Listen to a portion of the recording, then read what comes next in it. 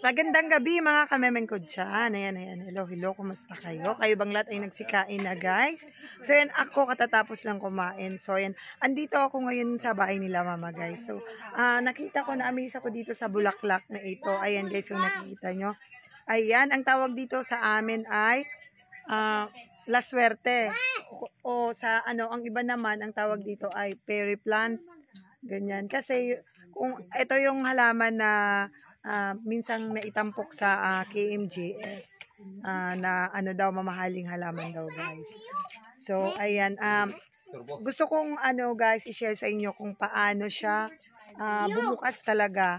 Medyo na late lang tayo ng konti kasi ayan, kung nakita nyo, medyo bumukas na siya ng konti. Pero maya niyan, siguro mga 1 hour pa talagang bubukas na malaking na. Bubukas na siya ng malaki. And guys, sobrang bango din niya. Yan, kudos sa halaman na ito. Ayan guys. Ito pala yung bulaklak na sa gabi lang siya namumukadkad talaga guys. Sa gabi lang. Kasi magical nga daw eh. May mga kasabihan ng mga matatanda na pag nag-wish ka daw dito, kung may sakit ka daw or may nararamdaman, parang magic, nawawala daw, sabi ng iba. So, ayan guys. Kaya nung una na nagtanim nito si mama, talagang inaabangan namin yung pamumukadkad niya. Natutuwa kami kasi piling na namin talagang mahimala ang bulaklak. So, ayan guys. Sobrang bango niya pala guys. Ang bango-bango niya. Tapos actually marami siya dito guys sa baba. Madami siya. Ayan guys. Madami siyang mga bulaklak. Minsan mga mga 8 pieces sa isang puno na ganito. Kaya pag sa umaga guys, siya, tiklop na siya. So yun dapat nating abangan sa gabi. Doon lang natin makikita yung tunay na ganyan guys. So yun.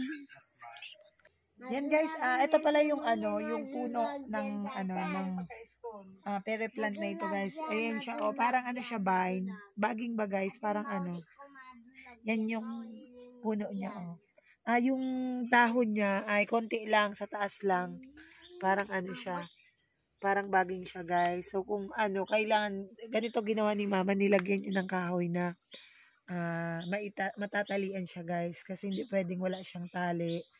Kasi baka siya, pag hinangin siya, maputol yung niya, yung puno niya. Kasi yung puno niya guys, hindi talaga yung totaling matigas.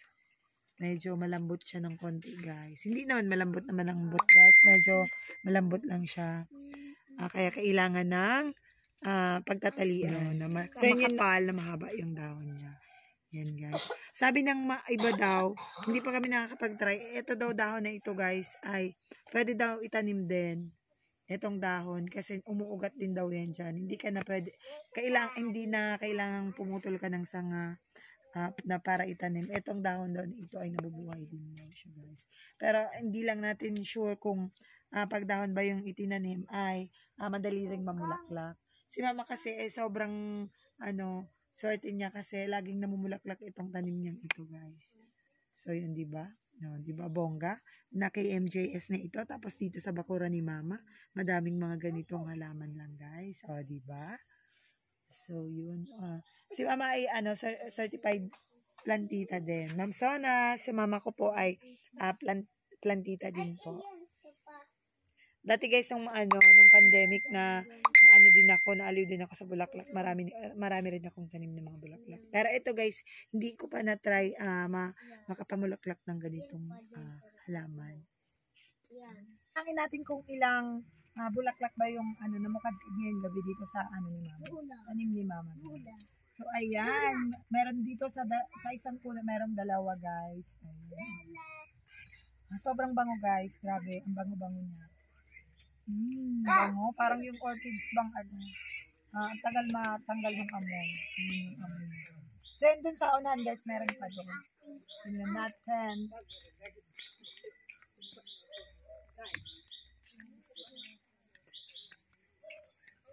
So ayan, may pangatlong bulaklak na to guys. Ayan, ayan, madaming tanim niyan dito si mama.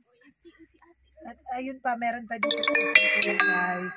Ayan, di ba?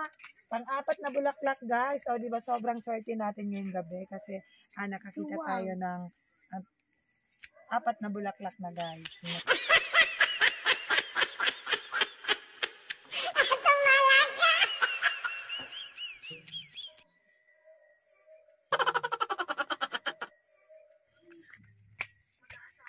At ito pa guys, meron pa dito sa isang puno. Ayan, oh. Meron pa siyang isa. Ayan, 5. Bali, 5 bulaklak na siya guys. Ayan, 5 bulaklak na yung nakita natin. Ganito sa bakura ni Mama. Ito na yung libangan ni Mama talaga. Yung magtanim guys. Ayan, madami siyang mga bulaklak, mga gumamela. Ito yung mini garden ni Mama. Bali, may 3 siyang bulaklak. Ayan, bali, pang ilan na natin to? 6? Pang-anim.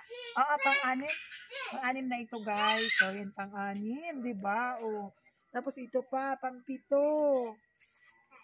Pang-7 bulaklak, guys. Sa isang puno may 3. At ito pa, pang-8 bulaklak, guys. O, diba?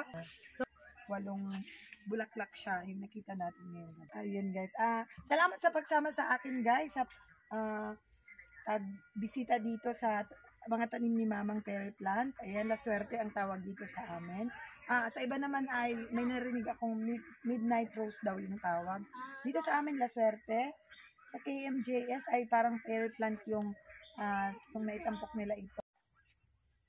Ayan guys, kung nakikita nyo yan, medyo malaki na yung bukas niya guys. Pero hindi pa talaga siya totally namukadkad. So, kailangan nating magpuyat guys para makita natin. Mga 1 hour siya nung nagsimula tayong mag-video. After 1 hour siya guys, eto na yung bukas niya guys. Ayan, oh. Sobrang bango talaga. Sobrang bango niya guys. Parang yung perfume na ang tagal talagang mawala nung amoy niya. So, yun.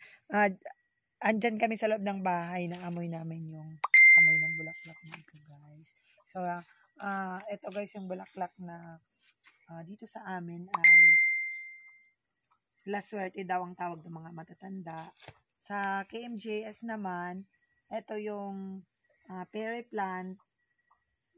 Yun yung tawag. May tumatawag din guys na Midnight Rose daw. So yun, yan yung mga tawag sa bulaklak nito guys. So yun, sobrang happy tayo guys kasi na nakita natin na namulaklak na yung gabi itong bulaklak na ito guys. Sana may magandang blessing na dumating sa atin bukas kasi sabi nga na matatanda, swerte daw pag nakakita ng namumulaklak nito. So yun guys. Talagang binantayan natin, hindi muna kami umuwi kasi gusto naming makita nyo rin na talagang siya, mamukadkad sana siya ng tuluyan guys. Kaso inaantok na yung mga anak ko guys, kaya pauwi na din po kami. Ayan. Thank you for watching guys. Sana ay nag-enjoy kayo sa panonood ng aking video. Salamat sa laging pagsubaybay sa aking mga vlog. Sa mga patuloy pong sumusuporta po sa aking channel. Thank you so much. Shout out po sa aking team Pasako Vlogger. Sa Team Bingo, salamat din po. At syempre po sa Team Good Vibes. Ayan, Tita Karing, Tita Sir Jay. Shout out po sa inyo. Good morning na po pala dyan sa inyo guys. So, thank you for watching. Bye-bye!